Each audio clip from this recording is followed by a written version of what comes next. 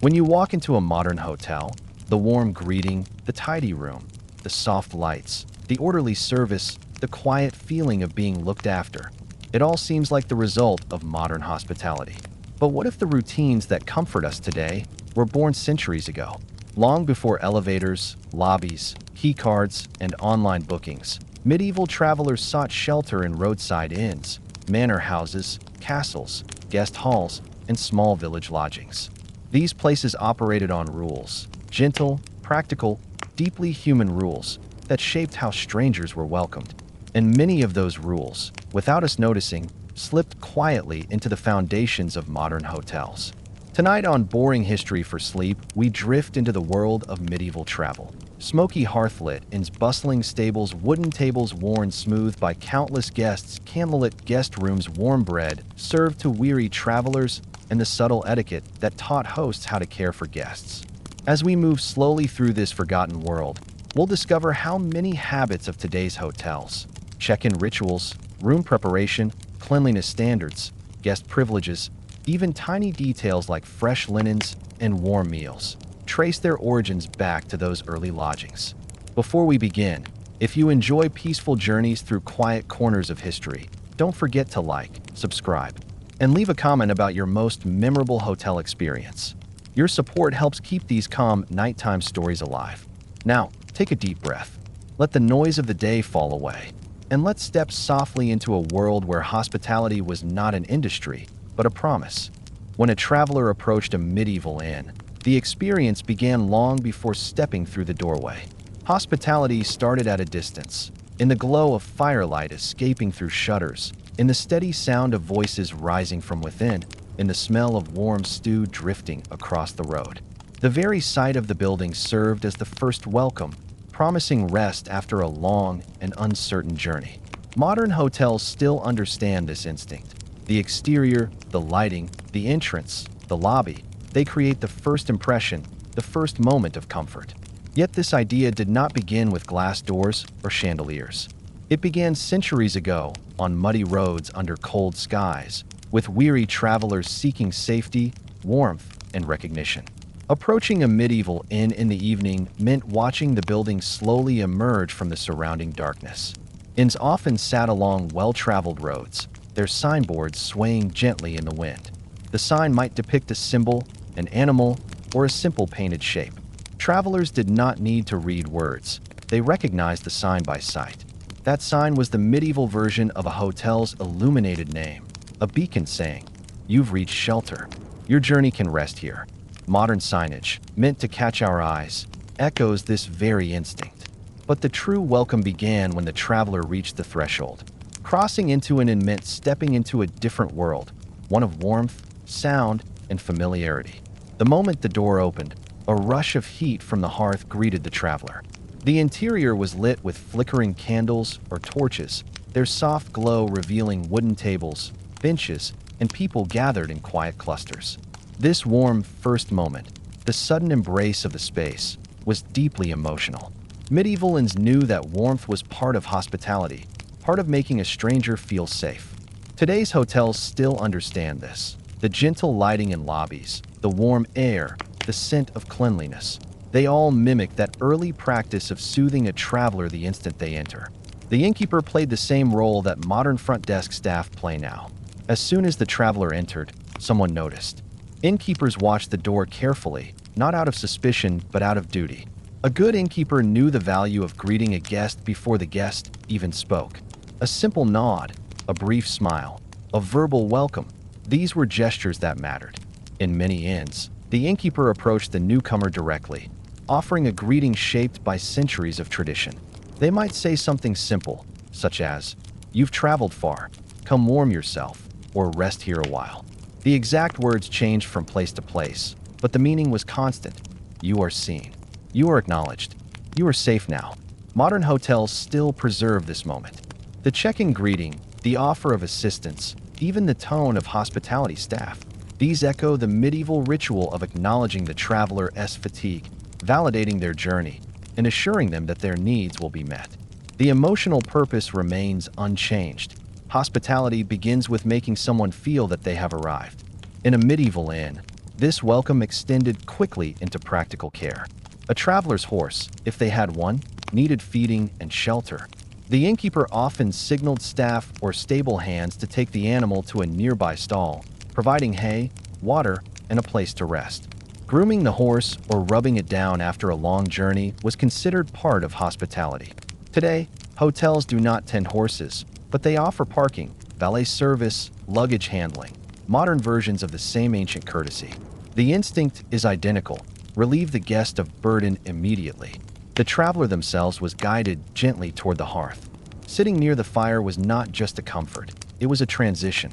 The warmth of flames eased the ache of travel, softened the stiffness in muscles, and allowed the guest to settle into the space. People shared tables, sometimes with strangers, quietly acknowledging one another without expectation. Medieval inns valued this simple act of offering warmth. Today's hotels recreate it through comfortable seating areas, warm lighting, and quiet lobbies designed to calm the mind after a journey. Inside the common room, travelers took a moment to observe the space. Medieval inns were not large by today's standards. Small wooden rooms, low ceilings, thick beams, simple furnishings, yet they felt alive. The air carried the scent of supper, the sound of a crackling fire, and the low murmur of conversations. Each detail signaled hospitality. Even the arrangement of furniture was purposeful, encouraging people to settle without feeling crowded. This instinct survives in modern design. The intentional spacing of chairs, the careful placement of light, the quiet ambience that welcomes guests slowly rather than overwhelming them. The innkeeper often offered a warm drink or small food item before anything else: broth, ale, warm water, or bread. This was not payment-based hospitality. This was ritual, a gesture of reassurance. You are a guest here. You will be cared for. In many places, this first offering was complimentary, a tradition carried into today through welcome drinks, chocolates on pillows, or small gestures that signal generosity. Only after this initial moment of comfort did practical matters begin. The traveler's needs were assessed. Did they require a room? Did they need a meal? Did they want a bath? Did they travel alone or with companions? Medieval innkeepers asked these questions naturally, the way hotel staff do today. Hospitality required understanding, and understanding began with quiet conversation. The innkeeper did not rush. They watched the traveler's posture, the tiredness in their voice, the weight of their steps. The goal was not speed, but reassurance. The idea that a host should adapt to a guest's emotional state is a medieval principle still alive in modern guest service training. Room assignment came next. Medieval inns did not have digital keys or private suites, but they did have a system. Guests were placed in rooms according to availability, status, privacy needs, or companionship. Travelers often shared rooms with strangers, but the innkeeper always tried to give weary or solitary travelers a quieter space when possible. This early practice of considering guest comfort over strict uniformity later evolved into the hotel tradition of upgrading rooms or offering better placements when available.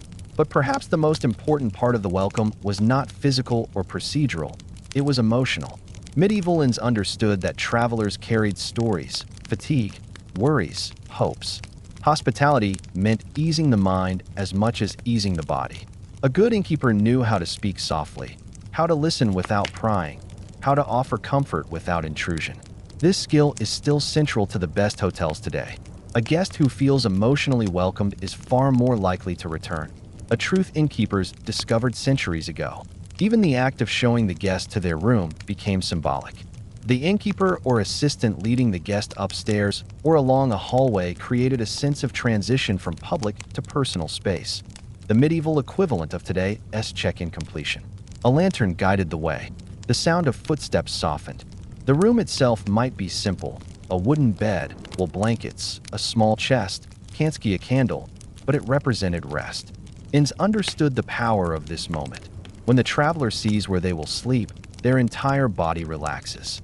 Modern hotels replicate this psychological effect. The moment guests step into their room is when the journey ends and the sense of being cared for begins.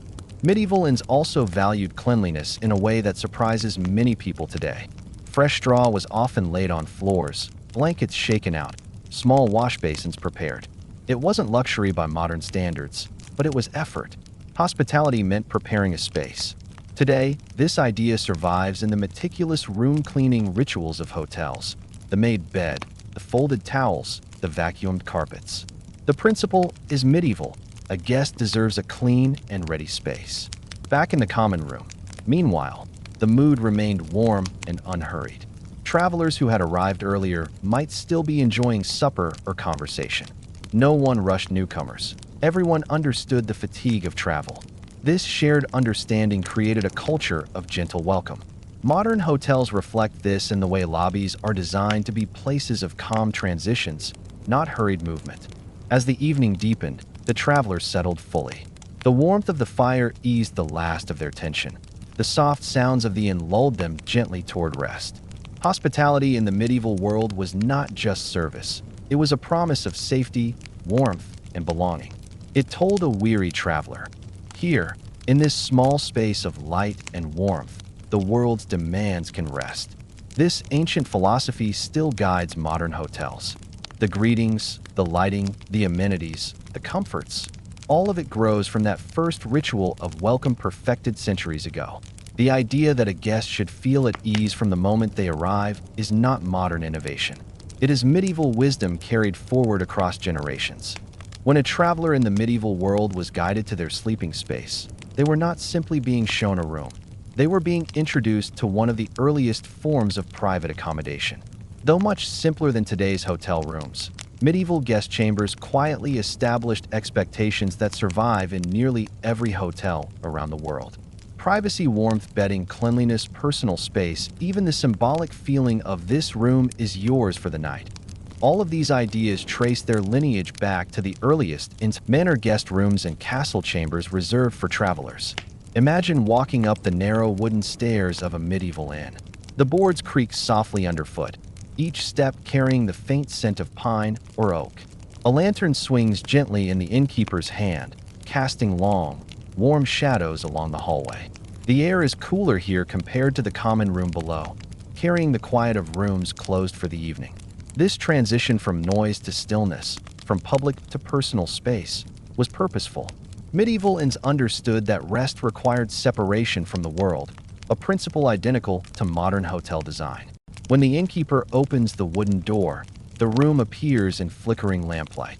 At first glance, it is simple, modest, perhaps, to modern eyes. But in the medieval world, it represented something far more important, a place just for you. And that feeling, more than any object in the room, is what laid the foundation for centuries of hospitality. The bed itself was often the centerpiece, just as it remains today. Medieval beds varied widely depending on the quality of the inn or home. Some were simple wooden frames with rope supports and straw-filled mattresses. Others, especially in finer inns or manor guest rooms, had thicker mattresses filled with wool, feathers, or down. What mattered most was not luxury, but care. A well-kept bed signaled respect for the traveler. The mattress was shaken out, the blankets brushed clean, the straw refreshed if needed. Even in humble lodgings, the host's effort to present a clean, comfortable bed communicated a universal message: your rest matters. This care for the bed echoes directly in modern hotels. Fresh sheets, fluffed pillows, smooth blankets. These are not conveniences invented recently. They are inheritances from inns where hosts knew a traveler judged the entire establishment by the condition of the place where they slept. Blankets in medieval rooms were often made of wool, the most reliable material for warmth. They carried a faint scent of the hearth, reminding guests of comfort and security. Some inns layered multiple blankets depending on the season, anticipating the traveler's needs. This seasonal adjustment still survives. Hotels today provide duvets in winter, lighter blankets in summer, sometimes extra bedding stored in closets. The principle is medieval, warmth as hospitality. Next to the bed might sit a small stool or chest. This was not merely decoration, it was practicality. Travelers carried belongings: a cloak, a pouch, sometimes a small box with personal items. Offering a place to put these items was an early form of respecting personal space. Modern hotel rooms, with their nightstands, dressers, luggage racks, and closets, all follow this ancient idea. A guest should have a designated place to put their things, separated from the public world. Lighting, too, shaped the medieval guest experience in ways echoed today. Rooms were dimly lit, not because of poor hospitality, but because light was precious. A single candle or small lantern might illuminate the entire space, creating a gentle glow that calmed the mind. This soft, warm lighting is surprisingly similar to the deliberate ambience modern hotels create in guest rooms. Warm bulbs instead of harsh white light, bedside lamps that mimic candlelight, dimmers that soften the space. While our lighting technology has evolved, the philosophy has remained the same. The guest room should feel peaceful. Cleanliness held a quiet importance. Medieval innkeepers swept floors, shook blankets, aired bedding when possible, and replaced straw or rushes on the floor. Guests valued rooms that smelled fresh or neutral rather than stale. In an era without modern sanitation, these small acts of cleanliness built trust. Today, hotel housekeeping follows a meticulous routine, making beds, replacing linens, cleaning floors, refreshing the air. The detail has changed, but the intention is medieval. A room should feel cared for. Privacy, although limited by medieval standards, was deeply valued.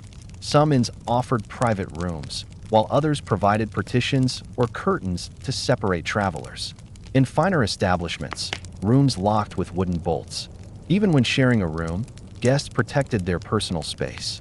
Hosts understood that travelers needed a sense of retreat, a pocket of the world they could call their own for a night. This understanding survives fully today. Modern hotels emphasize personal privacy as a cornerstone of hospitality. Another surprising detail is the medieval concern for silence. Inns often enforced quiet hours, not through rules posted on walls, but through custom. After supper, the common rooms slowly emptied. People retired to their rooms, voices lowered. The innkeeper's gentle management ensured that noise did not disturb travelers. This tradition still exists. Hotels maintain quiet environments during the night, soft closed doors, thick curtains, carpeted hallways, all designed to create a space where rest feels natural. Water, though not readily available in medieval rooms, played a role as well. Many inns provided a small basin and a jug of fresh water for washing before sleep. Guests appreciated these conveniences deeply. Clean hands, face, and feet made rest more comfortable after dusty travel. The presence of washing water was the medieval equivalent of modern toiletries. Today, hotels provide soaps, shampoos, towels, and showers, a direct evolution of those early gestures of refreshment. Temperature control was another important aspect of medieval hospitality. Rooms could be cold, especially in winter. To help guests stay warm, innkeepers placed beds away from drafts, hung thick curtains or tapestries on walls, or offered extra blankets. In some places, a heated stone wrapped in cloth was placed in the bed before the guest arrived, an early form of the modern heated mattress pad. The intention was timeless. A guest should not shiver through the night. The soundscape of the medieval room also shaped the hospitality experience. Guests might hear the muffled crackling of the fire downstairs, the soft murmur of late-night conversations, the distant movement of horses in the stable, the wind brushing against wooden shutters. These sounds were comforting, natural, grounding. They reminded the guest that they were no longer alone on the road. They were inside, sheltered, part of a temporary home. Today, hotels design soundproofing and quiet HVAC systems to create a similarly calming atmosphere. Even the act of preparing the room for sleep followed a ritual. The innkeeper might light the candle, open the shutters to let out smoke, then close them gently. A blanket might be adjusted, a pillow fluffed. These small touches were the medieval equivalent of modern turn-down service. Hotels still place chocolates on pillows, fold blankets neatly, or soften lighting. Gestures of care that echo through centuries. Modern hotels also unknowingly reflect medieval hospitality through layout. Guest rooms were positioned away from the busiest parts of inns, not near kitchens or stables, but in quieter corridors or upper floors. Today, hotel designers still place rooms away from elevators, bars, or gyms to reduce noise. The instinct is unchanged. Rest requires peace. Another subtle but powerful medieval tradition was the notion that the guest room was more than a sleeping place. It was a safe retreat. Roads were dangerous, weather unpredictable, and travel exhausting. The room represented security. Once inside, the guest could let down their guard. This psychological shift still occurs today. When a hotel guest closes the door behind them, the room becomes a temporary sanctuary, a pocket of privacy in a busy world. Throughout all these details, the bed, the lighting, the cleanliness, the privacy, the warmth, medieval inns unknowingly created the blueprint for modern hotel comfort. They discovered that hospitality is not defined by luxury, but by care, by preparing a space thoughtfully, by anticipating needs quietly, by honoring the traveler's exhaustion, vulnerability, and desire for safety. When a traveler reached a medieval inn, the warmth of the welcome was only the beginning.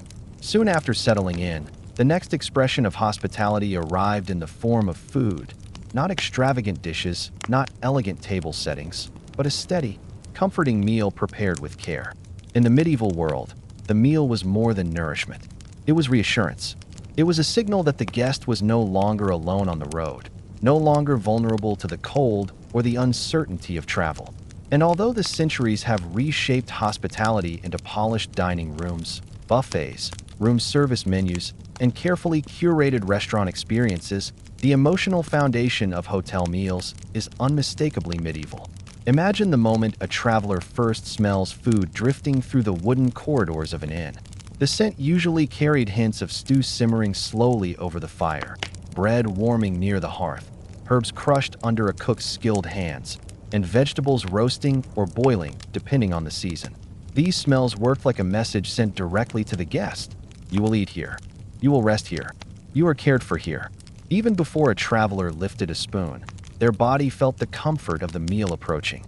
In medieval inns, food was prepared not according to the guest's request, but according to what the season, the fields, and the kitchen allowed. This might seem far from modern hotels offering menus, but the underlying concept survives. Hotels present food based on an established selection, influenced by availability, practicality, and tradition. The idea of the daily special or seasonal dish mirrors medieval kitchens, which offered what they could produce consistently and well. Meals were served in the common room, a warm and lively space filled with wooden tables, benches, and the glow of firelight. Travelers did not eat alone unless they wished to. The atmosphere encouraged gentle social interaction without pressure. People shared long wooden tables, exchanged quiet stories, or simply ate in companionable silence. This communal dining environment was considered part of hospitality, a chance to feel human again after long stretches of solitude on the road. Modern hotel restaurants, with their carefully balanced ambience and neutral tones, attempt to recreate this same sense of ease, a space where guests may dine comfortably whether alone or among strangers. The food itself reflected the medieval philosophy of care. Innkeepers understood that travelers needed meals that were hearty, warm, and filling. Stews were the most common dish, precisely because they provided everything a traveler needed: warmth, nutrition, and a soothing texture that felt like comfort in a bowl. These stews were made with whatever was available: vegetables in abundance, grains to thicken the broth, and meat only when possible. Bread accompanied almost every meal, often thick slices of freshly baked loaves that filled the stomach and restored energy. Today, hotel meals still follow this philosophy. Even the fanciest hotels offer simple, comforting dishes on their menus: soups, breads, warm stews, roasted vegetables, dishes designed to soothe rather than impress. The idea of offering nourishment after travel is medieval in origin. Another important aspect of medieval inn dining was timing. Meals were not served at rigid hours, but typically around sunset or shortly afterward. Travelers often arrived late in the day, exhausted from hours of walking or riding. The innkeeper timed meals to greet these weary guests almost immediately. Today's hotel kitchens mirror this flexibility. They remain open late or offer room service, so travelers arriving at odd hours still find food waiting for them. This 24-hour service is a modern extension of the same ancient instinct. A traveler should never reach a place of rest and find no meal available. Hospitality extended beyond the food itself. The act of serving carried meaning. In medieval inns, the innkeeper or staff brought bowls, mugs, and plates directly to guests at the table. This personal service, even in simple form, made guests feel acknowledged. The gesture survives today through waitstaff, room service, and attentive dining staff. Hotels still understand that being served, rather than serving oneself, feels like care. What makes medieval dining especially revealing is how it shaped modern buffet-style meals found in hotels today. In many medieval inns, especially in busier towns, food was prepared in large communal pots. Travelers served themselves portions as they arrived, ensuring everyone ate even when rooms were full. This early form of self-service later evolved into the idea of offering selection and abundance, the very essence of modern hotel breakfast buffets. The instinct to provide multiple choices in a communal layout comes straight from medieval traditions. Another fascinating parallel is the medieval use of seasonal ingredients, which modern hotels continue through seasonal menus, rotating dishes, and farm-to-table concepts. Medieval cooks worked directly with local farmers, markets, foragers, and their own gardens. They used fresh greens in spring, fruits and herbs in summer, root vegetables and preserved foods in autumn, and hearty grains and salted items in winter. Today's hotels highlight seasonality as a marker of quality, but medieval cooks lived by it out of necessity and created a tradition that still shapes hospitality. Tea and coffee were not medieval in staples, but warm drinks existed in other forms: herbal infusions, warm water with honey, spiced broths. These beverages serve the same purpose modern warm drinks do: to comfort, soothe, and settle the traveler into the evening. When hotels offer complimentary tea kettles, small coffee machines, or hot beverages in the lobby, they unknowingly echo this centuries-old tradition of warming the guest from the inside. Dining in medieval inns also established the concept of predictability in hospitality.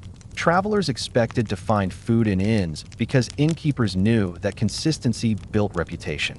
A traveler who enjoyed a reliable, warm meal was far more likely to recommend the inn to others or return themselves. Word of mouth was the backbone of medieval business. Modern hotels continue this with standardized breakfasts, signature dishes, and food offerings that guests can trust regardless of location. Another subtle, yet powerful tradition was the medieval expectation that meals created a temporary sense of community. Travelers from different villages, professions, or backgrounds shared the same table and exchanged stories of their journeys.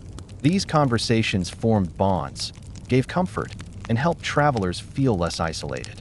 Hotel restaurants today still encourage a similar social possibility, not forced, but available. People sit near each other, sometimes exchange brief pleasantries, sometimes share the moment quietly. The shared atmosphere itself is the inheritance. Even the presentation of food has medieval origins. Meals were placed in simple but orderly arrangements. Bowls near each other, bread in a shared basket, drinks poured carefully into mugs. Cleanliness mattered. Utensils were sparse but placed with intention.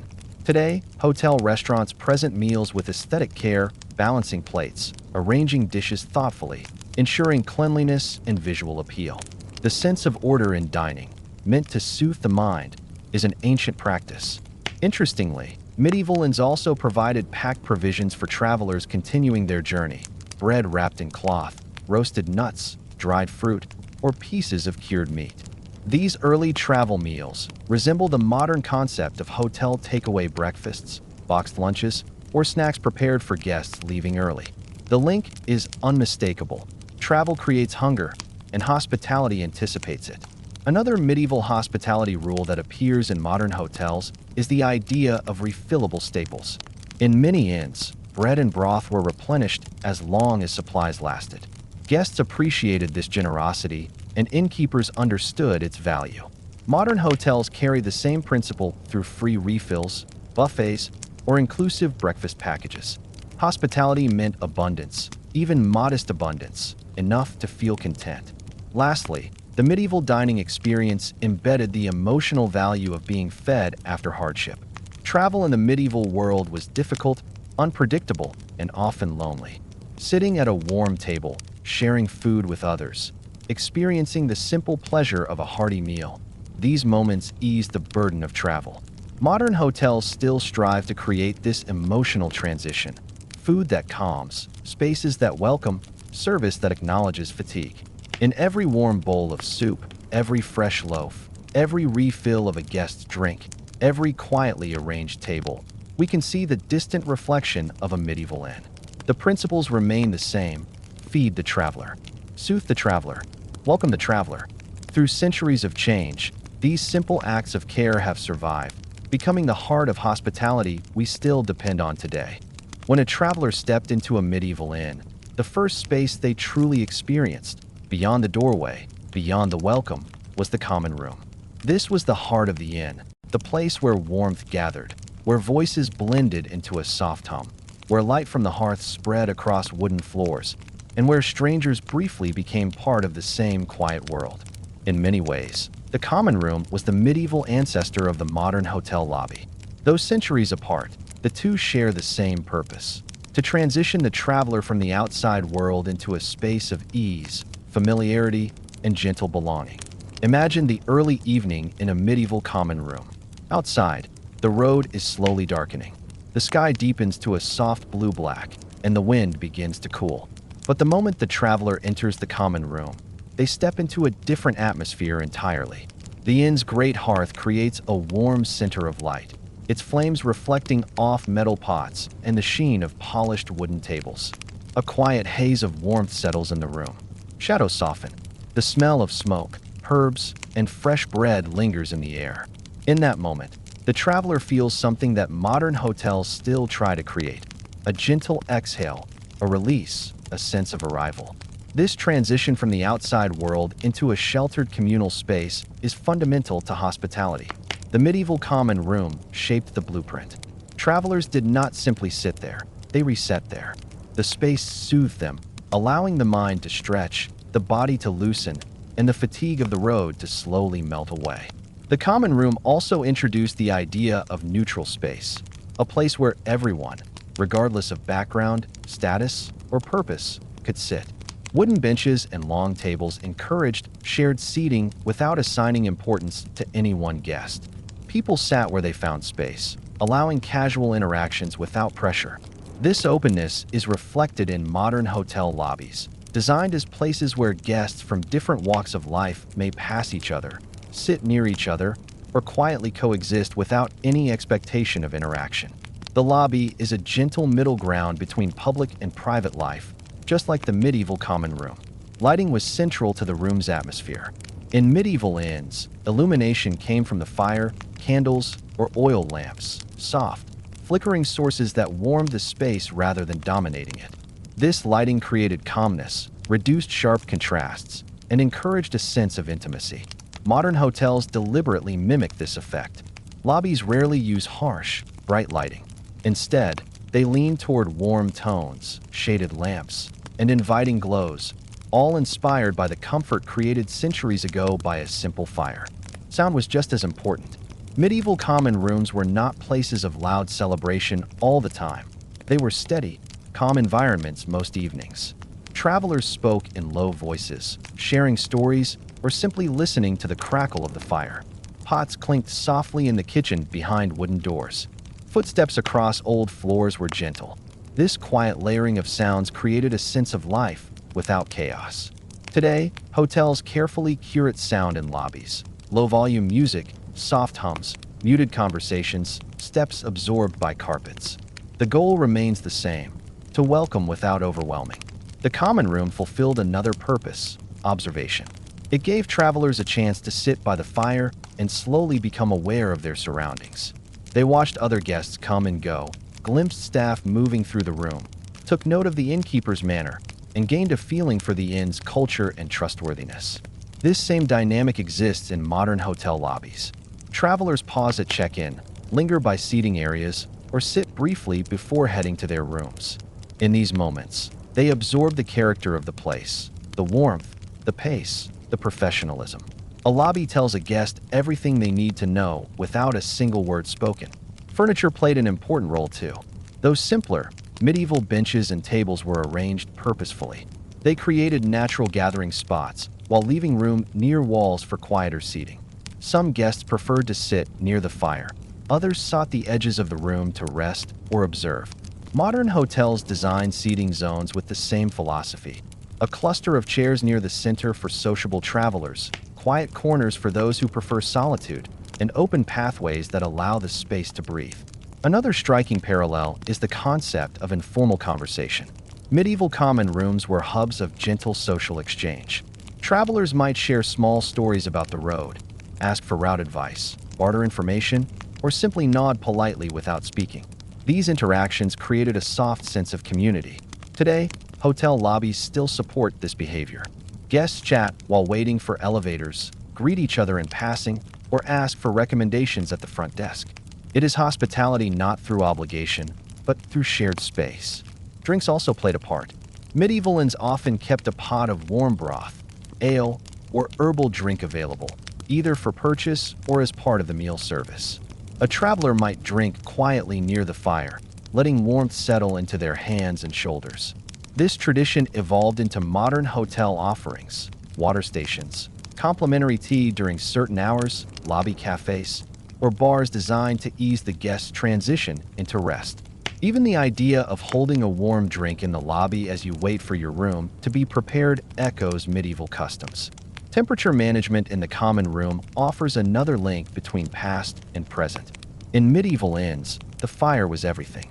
It heated the room, dried clothes, warmed bodies, and served as the emotional center of the space. Guests gravitated toward it instinctively. Modern hotels use climate control instead of hearths, but the principle remains. The lobby should feel slightly warmer than outside in winter, slightly cooler in summer, always comfortable. Climate is part of hospitality. The common room was also the place where information was exchanged.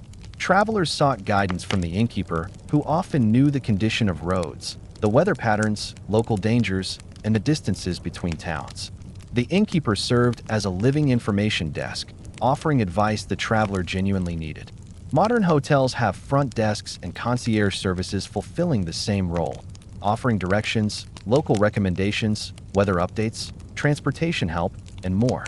The human guide behind the desk traces back to the innkeeper behind the common room table. The common room also introduced the idea of waiting with purpose, a concept that still exists in every hotel lobby today. Travelers waited here for meals, for their rooms to be cleaned, for companions to arrive, or simply for their bodies to rest before continuing. Waiting was not frustrating. It was peaceful, part of the rhythm of travel. Modern hotels keep comfortable seating in lobbies for precisely this reason, to transform waiting into rest rather than impatience. Even decor, in its earliest form, had meaning. Medieval common rooms might display items that reflected local identity, tools, tapestries, herbs hanging to dry, or carved wooden accents. These items made travelers feel grounded in a region, giving them a sense of place. Today, hotels often decorate lobbies with local art, regional materials, or cultural nods to their surroundings. This connection between design and local identity began in medieval inns that wanted guests to feel the character of the area. Perhaps the most important element, however, was the emotional tone of the common room. It conveyed warmth, familiarity, comfort, and reassurance simply through atmosphere. No one needed to announce these qualities. They emerged naturally from the crackling fire, the soft glow of light, the rhythmic clatter of dining, and the calmness of shared space. Modern hotel lobbies still aim for this tone, not loud, not overstimulating, but quietly comforting, a place where a traveler can breathe. As the evening deepened in a medieval inn, the common room gradually shifted in character. Dinner ended, conversations softened, lamps dimmed, and people drifted upstairs or toward quiet corners. The room grew calm, preparing itself for the next day.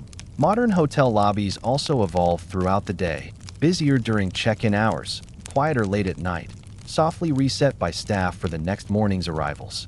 In every soft detail, the medieval common room lives on. In the modern lobby's warmth, in its lighting, in its seating, in its quiet social hum, in the way it gently absorbs the traveler's fatigue. Centuries separate the two spaces, yet their heart is the same.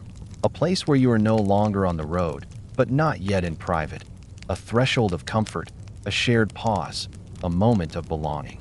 When we imagine a medieval inn, we often picture the building, the fire, the wooden tables, the warm stew, or the weary travelers. Yet behind all these comforting elements stood the true engine of hospitality, the staff. They were the quiet, steady hands that kept the inn alive, greeting guests, tending fires, preparing meals, caring for animals, cleaning rooms, carrying belongings, mediating disputes, offering advice, and maintaining order. Long before modern hotels introduced uniforms, service training, and guest experience standards, medieval and workers already understood something essential. Hospitality is built not on walls, but on people. The medieval staff created the earliest version of the service roles we recognize today. The innkeeper resembled the hotel manager. The stable hand reflected the valet or bellhop. The cook mirrored the chef. The maidservant mirrored housekeeping. The messenger resembled concierge staff. Though centuries apart, their responsibilities and the heart behind them were strikingly similar. To understand how deeply their work shaped modern hotels, imagine a medieval inn in the gentle hours after sunset. The fire in the common room burns steadily, its glow softening the edges of the space. Guests sit quietly at wooden tables, sipping warm drinks or finishing their supper. Somewhere in the background, footsteps move softly across the floorboards, not hurried, not forceful, but deliberate and calm. These are the steps of the staff, working without calling attention to themselves, yet holding the entire structure of the inn together. In the medieval world, the innkeeper was the heart of the establishment. Their presence structured the experience, providing authority, calm, and reassurance. The innkeeper greeted guests personally, assessed their needs, assigned rooms, and managed the flow of the evening. They balanced hospitality with practicality, ensuring guests felt cared for while also maintaining order. This role survives today in hotel managers and front desk supervisors who operate with the same mixture of warmth and oversight. But most of the inn's work was carried by the staff, whose names history rarely records. One of the earliest forms of hotel service was the stable hand. A traveler arriving with a horse depended entirely on this person. The stable hand guided the animal to shelter, provided hay and water, checked hooves, brushed the coat, and created a small world of safety for the guest's most precious possession. Just as modern hotels park cars, carry luggage, or store personal belongings, the stable hand performed the tasks that allowed the guest to relax immediately upon arrival. They removed the burden, literally, from the traveler's hands. This tradition of easing the guest's physical load is alive today in bellhops who carry bags, valets who take keys, and concierge staff who arrange transportation.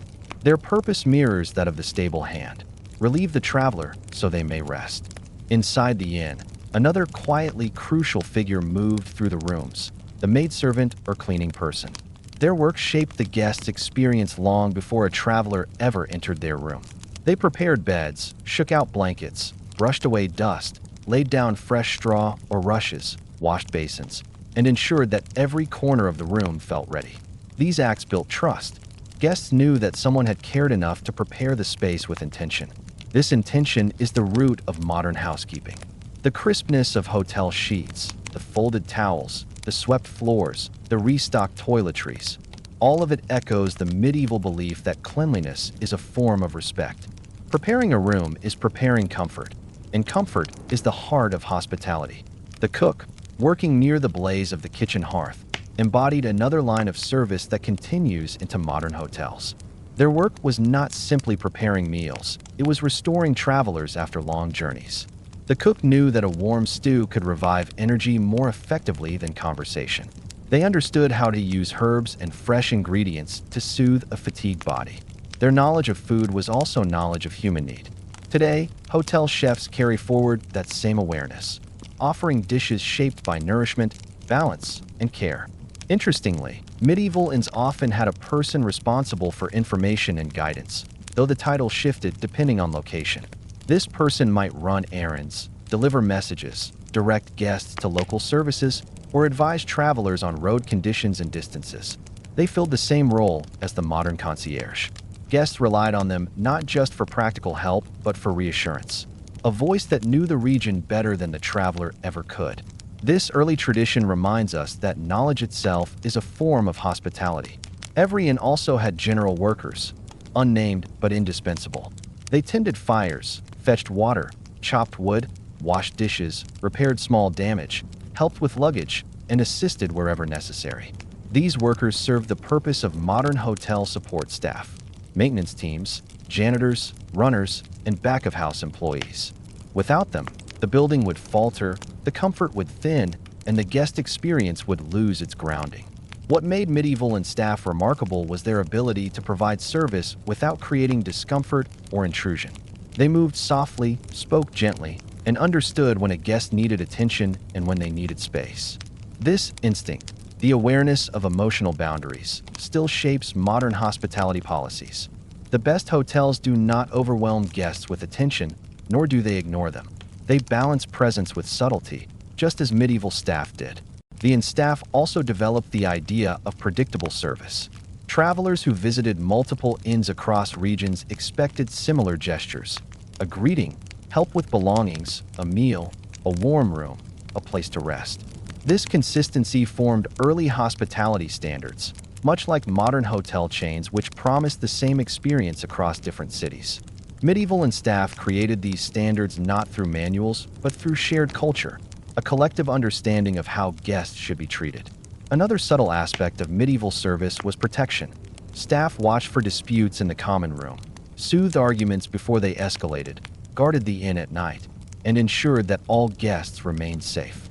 This extended beyond physical safety. It included emotional safety as well. A tired traveler who felt overwhelmed or out of place could rely on the innkeeper or staff for grounding. The modern parallels are security teams, front desk staff available 24/7, and hotel policies that protect guest privacy and well-being. Even the concept of problem-solving in hospitality has medieval roots. If a traveler lost something, needed help repairing equipment, required warm water for washing, or needed a quiet room because of illness or fatigue, staff adjusted quickly. They improvised solutions. They listened. They acted with kindness. Modern guest services operate with similar principles: anticipate needs, respond promptly, adapt without fuss. The staff's daily rhythm also shaped the structure of an inn. They woke before the guests to prepare fires, water, and meals. They cleaned rooms after travelers departed. They worked while guests rested. They maintained the heartbeat of the space. This rhythm left a psychological impression on travelers. The inn felt alive, attentive, and reliable. Modern hotels maintain the same unseen rhythm: housekeeping in the morning, kitchen preparation before dawn, maintenance after hours, staff shifts that ensure guests never experience a break in service. Perhaps the most lasting contribution of medieval inn staff to modern hospitality is the ethos of care. Their work was rooted in empathy. They understood the hardships of travel: unpredictable weather, long distances, loneliness, fatigue, and risk. Their service emerged from the belief that a traveler deserved gentleness after the road's difficulty. This emotional philosophy survives today in the smiles at the front desk, the warmth of greetings, the small gestures that say, "We understand. You've traveled far. Rest now." Even centuries later, the staff of modern hotels, in their uniforms, behind polished counters, with digital systems at their fingertips, perform the same essential duties as the workers who moved through the dim, firelit halls of medieval inns. They welcome, they prepare, they guide, they soothe, they protect, they restore, and above all, they care. The medieval world unknowingly wrote the first chapters of hospitality service, not with pens, but with hands that carried pots, shook out blankets, tended fires, and guided travelers to rest. In the medieval world, hospitality was not simply a matter of offering a bed or a meal. It was governed by an unwritten but widely understood system of conduct, a delicate balance of respect, behavior, privacy, and mutual trust between host and traveler. These rules were not carved into stone or displayed on walls. They lived in the quiet agreements people made as they entered and shared space with strangers. And while centuries have passed, these early practices have quietly shaped the modern rules and expectations of hotels today, from checkout etiquette to noise policies, from respecting shared spaces to the boundaries between guests and staff. To understand how these ancient expectations still echo in the hospitality world, imagine yourself once again stepping into a medieval inn. The fire glows softly in the common room. Footsteps creak along the wooden floor. A handful of travelers sit quietly with bowls of stew. Each person understands, almost instinctively, how to behave, not out of fear of punishment, but out of respect for hospitality as a cultural bond. The first rule was simple: do not disturb the peace of the inn. Medieval inns were sanctuaries for travelers who had spent long days on the road, often through unpredictable weather and dangerous paths.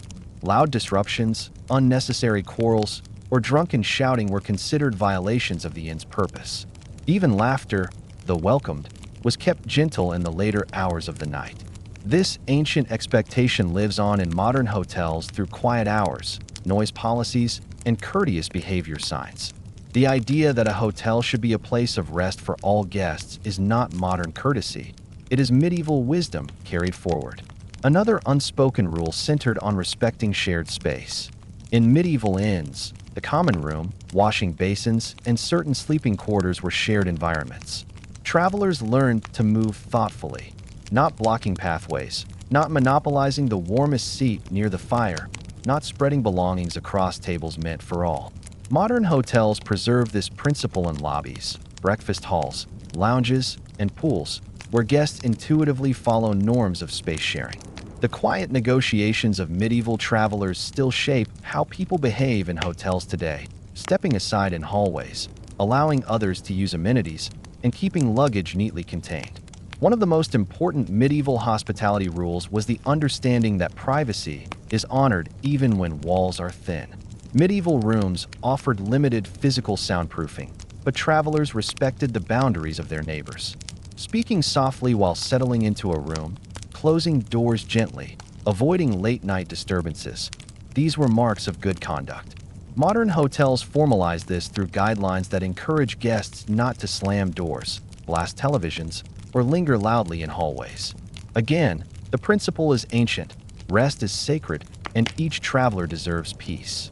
Another deeply rooted practice was respecting the property of the host.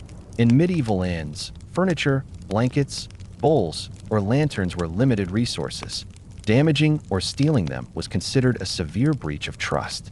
Guests who misused items might be refused future lodging or reported to local authorities. Today, hotels maintain similar expectations through damage fees or item replacement policies. The origins of these rules lie in the medieval understanding that hospitality thrives on mutual respect for the host's resources. Travelers were also expected to show courtesy towards staff, much like modern guests interacting with hotel employees. Medieval innkeepers worked tirelessly, waking before dawn, tending fires, preparing meals, cleaning rooms, caring for animals, and ensuring guests were safe. Travelers expressed gratitude through small gestures, speaking kindly, offering help when appropriate, or paying fairly without dispute.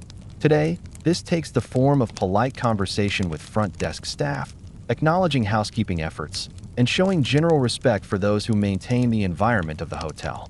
A lesser-known but significant medieval rule was the expectation that travelers should settle payments responsibly and on time. Inns rarely allowed delayed payment because the economic survival of the establishment depended on steady income. Guests understood that failing to pay promptly threatened the harmony of hospitality.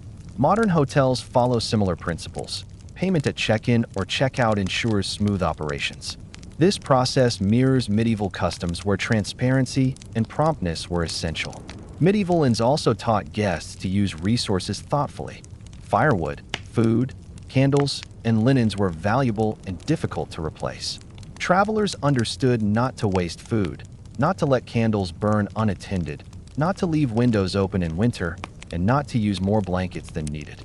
These expectations survive today in hotel sustainability initiatives, turning off lights, conserving water, avoiding unnecessary towel replacements. Though framed in modern environmental language, these behaviors reflect medieval notions of shared resource stewardship. Another rule dealt with safety. Travelers were expected to secure personal belongings, lock doors if possible, and be mindful of others' privacy. Not because danger was constant, but because shared living required vigilance. Today, hotels provide safes, security staff, and guidelines advising guests to lock doors and remain aware of surroundings. Medieval inns laid the groundwork for these protective behaviors long before keycards and surveillance existed. An especially fascinating medieval rule involved neutrality among strangers. Travelers came from different regions, backgrounds, and temperaments. Inns functioned as temporary communities where conflict was discouraged. Guests were expected to avoid heated topics, unnecessary arguments, or confrontations. They were encouraged to keep to themselves and less invited into conversation. This etiquette still influences hotel culture, Strangers rarely intrude on one another's conversations, and lobbies remain places of polite coexistence rather than loud social exchanges. One of the more tender medieval practices was the expectation of reciprocity of kindness. If someone was visibly cold, drenched from rain, or exhausted, fellow travelers might shift seats closer to the fire, offer cloth to dry with, or include them in a conversation. Hospitality extended beyond the innkeeper to the guests themselves. Modern hotels reflect this through the quiet generosity seen among guests, holding doors open, offering advice about amenities, or sharing a table during busy breakfast hours. These gestures are small, but their roots lie in medieval communal empathy. Another etiquette rule concerned the use of the common fire. Guests gathered around the hearth not only for warmth, but for comfort. They shared the circle of heat, leaving room for others. Taking too much space, placing wet boots too close, or blocking others' access to the warmth was considered impolite. This behavior informed the modern idea of shared amenities, that no one guest should dominate a lounge chair, poolside seat, or community table. Fairness and shared comfort has been preserved across centuries. Medieval inns also cultivated an expectation of timeliness. Meals were served at specific hours, rooms prepared in certain sequences, and nightly quiet arrived around the same time. Guests learned to align with these rhythms. Today's hotels continue this with check-in and check-out times, breakfast hours, and cleaning schedules. These are not arbitrary rules, but descendants of a centuries-old understanding that coordinated timing preserves harmony for everyone. Possibly the most enduring and subtle rule was behaving with gentleness toward the space itself. Travelers treated the inn as temporary home, stepping lightly on stairs, closing doors quietly, tidying their sleeping area before departure. Modern hotels mirror this through expectations that guests maintain basic order, a courtesy that ensures smooth turnover for staff and creates a sense of mutual respect. And finally, medieval etiquette held one emotional truth at its core. A traveler who honors the inn honors the road, the journey, and the people who make rest possible. This idea survives today whenever a hotel guest thanks a staff member, leaves a room reasonably tidy, respects noise levels, or offers a friendly nod to fellow travelers. We are unknowingly participating in traditions shaped long before modern hospitality existed. The rules of behavior that guide hotels today, courteousness, quiet hours, respect for staff, careful use of resources, protection of property, patience, and gratitude, were all born in firelit inns along ancient roads. These early codes of conduct helped transform simple shelter into a culture of hospitality still practiced, refined, and relied upon in our world. In the quiet glow of a medieval inn's firelit evening, when travelers finally loosened their cloaks, let the warmth settle into their bones, and allowed their thoughts to drift away from the fatigue of the road, there was one unspoken expectation that mattered above all others: safety. Not luxury, not abundance, not entertainment. Safety. The calm assurance that once you stepped inside those wooden walls, nothing from the outside world could disturb your rest. This feeling is so deeply woven into the modern hotel experience that we hardly think about it. We walk through automatic doors and feel immediately at ease. We sense that the building is watched over, that someone is on duty, that our belongings are protected, and that our sleep will remain undisturbed. But the roots of that comfort reach back centuries, to a time when inns stood as islands of security in a landscape full of uncertainty. To understand how profoundly medieval safety practices shaped today's hospitality world, we must imagine the roads as they truly were. Long stretches of unlit paths winding between forests, hills, and quiet villages. Weather could turn harsh without warning. Animals wandered freely. Strangers met unexpectedly, and not all of them wished good intentions. Travel was a gamble, and every traveler accepted that risk before stepping onto the road. And so, when a traveler reached an inn, its signs swinging gently, its windows glowing like lanterns in the night, they were not simply looking for rest. They were looking for protection. This is where the medieval inn quietly invented the emotional foundation of every modern hotel. The feeling of being safe inside a world that could otherwise be unpredictable. Inside the inn, safety began with the simplest gesture, closing the door behind the traveler. The sound of a wooden latch securing the entrance was a sound of transformation. The outside world remained outside. The innkeeper understood the power of that moment. Once the door was shut for the evening, the inn became a small community, a circle of trust formed by firelight and shared humanity. The innkeeper assumed responsibility for this circle. They monitored the comings and goings, managed disputes before they escalated, and kept watch over the building long after guests fell asleep. They were the earliest form of hotel security, not with uniforms or radios, but with instinct, presence, and quiet vigilance. Just as hotel staff today watch the lobby, answer late-night calls, and walk the hallways to ensure peace, medieval innkeepers protected the guests with subtle authority. One of the most important medieval safety measures was the placement of the inn itself. Inns were built along major routes not only for convenience, but for visibility. A lone building on a path was a beacon, a known destination marked by signboards or torches. In towns, inns occupied central locations near markets or crossroads, where people frequently passed by. This strategic placement offered travelers psychological reassurance. Even before entering, they knew the inn existed within a social world rather than isolation. This philosophy still shapes hotels today. Modern hospitality buildings, whether city hotels, roadside motels, or resort complexes, are deliberately positioned where travelers feel visible, connected, and safe. Security within the inn relied heavily on design. Another remarkable medieval contribution still seen in hotel architecture. Guest rooms were located upstairs or at the back of the building, away from entrances and common rooms. Staircases were narrow and easy to monitor. Windows were secured with shutters. Doors had wooden latches or bolts. These features created layers of separation, ensuring that strangers could not unexpectedly wander into private spaces. The basic blueprint of modern guest room placement, hallway structure, and multi-level privacy stems directly from this medieval logic.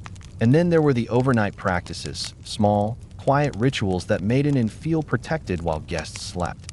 Before retiring, the innkeeper might walk through the common room, extinguish candles, check the locks, bank the fire, and listen carefully for disturbances. These nightly rounds were prototypes of modern hotel night shift routines. Even today, hotels operate with rotating night staff whose primary duties mirror those medieval actions, securing entrances, monitoring hallways, responding to guests, and maintaining calm. Travelers themselves followed unwritten rules that contributed to collective safety. They kept their belongings close, stored valuables under pillows or in chests, and respected others' property. These habits reflect modern safes, do not disturb signs, and personal responsibility policies. Medieval inns taught travelers to be anchors in their own safety, a principle that still thrives in the structure of hotel etiquette. Interestingly, medieval inns recognized the importance of predictability, which is essential for safety. Guests expected certain behaviors from staff and fellow travelers: quiet nights, calm interior spaces, consistent supervision, and trustworthy procedures for room assignments and payments. Predictability reduced chaos, and reduced chaos meant reduced risk. Modern hotels perfect this principle through standardized check-in processes, identification requirements, and clear communication about services. Though updated with technology, the emotional function remains medieval. Predictability creates security. One of the most meaningful elements of medieval safety was the sense of shared communal responsibility.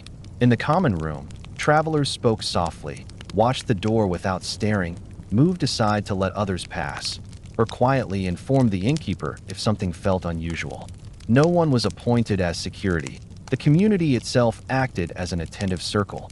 This philosophy survives in the modern hotel experience through subtle guest awareness, reporting lost items to the front desk, notifying staff of unusual sounds, or recognizing that everyone's peace depends on everyone's cooperation. Medieval inns also practiced early forms of identity verification, long before official documents existed. When a traveler arrived, the innkeeper often asked questions about their origin, destination, or purpose, not out of suspicion, but as a protective measure. Knowing a guest's general story helped the innkeeper maintain order and ensure compatibility among travelers. Modern hotels use government IDs and reservation records, but the purpose is the same: establishing trust, protecting everyone inside. Weapons, common tools of medieval travelers. were often managed by innkeepers who asked guests to leave them in designated storage or keep them secured. This rule echoes modern hotel safety policies that prohibit dangerous items, regulate large equipment, or require staff oversight for special belongings. The ancient understanding was simple. A shared sleeping space required mutual disarmament. Hospitality thrived on peace, not conflict. Another essential medieval safety concept was belonging through temporary community. Once inside the inn, whether seated by the fire, eating at the common table, or settling into a room, each traveler became part of the group for the night. This belonging reduced fear and increased trust. Modern hotels recreate this feeling with lobbies designed to feel communal, guest services that provide reassurance, and consistent staff presence that anchors the building in stability. What makes medieval safety practices most remarkable is how they addressed emotional safety, not just physical safety. The traveler needed to feel safe. They needed a sense of stability, predictability, and human presence. This emotional foundation still defines the hotel experience today. A hotel is comforting not only because its doors lock, but because its environment feels structured, calm, and protected. The psychological effect originates entirely from medieval inns. And finally, medieval inns added a profound layer of safety, the guarantee of being watched over while asleep. Travelers did not fear the night because they trusted the innkeeper to remain alert, to listen for footsteps, to guard the entrance, to keep the fire alive. That promise, unspoken yet deeply felt, survives today in hotels that operate around the clock, staffed at all hours, ready to help the moment a guest reaches out. The modern front desk clerk at 2 a.m. is the descendant of the medieval innkeeper checking locks by lantern light. In every sense, modern hotel safety is a refined continuation of medieval hospitality wisdom, the reassurance of protected rooms, the quiet supervision of staff, the calm predictability of well-kept spaces, the invisible shield created by respectful guests, the comfort of knowing someone is awake while you sleep. These ancient principles created the first true sense of home away from home, not through possessions or amenities, but through the simple, enduring promise: you are safe here. Long before hotels offered soft bathrobes, scented soaps, warm towels, minibar snacks, or late-night room service, medieval inns were already practicing their own version of little luxuries. Quiet gestures meant not to impress, but to comfort a weary traveler. These gestures were small by today's standards, almost invisible in their simplicity, yet they shaped the emotional blueprint for the amenities modern hotels now consider essential. The idea that hospitality is expressed not only through shelter and food, but through thoughtful details was born centuries ago in firelit common rooms, straw-lined chambers, and the gentle habits of innkeepers who understood how much a tiny kindness could transform a night's rest. When we imagine a medieval inn, we often think of rough wooden tables, smoky hearths, simple bedding, and the earthy scent of baked bread. But tucked into that simplicity were countless small comforts deliberately placed by hosts who understood the psychology of travel better than we might expect. These comforts were not luxuries in a material sense. They were luxuries of care, awareness, anticipation, and gentleness. And it is these luxuries, not the larger structures, that have survived into the modern hotel experience. Imagine a traveler arriving at a medieval inn after a long journey on foot or horseback. Their cloak is dusty, their hair tangled from the wind, their boots damp from passing through shallow streams or morning dew. They are not seeking extravagance. They are seeking relief. And so, the innkeeper greets them not with abundance, but with small, meaningful gestures. One of the first of these gestures was the offering of warmth.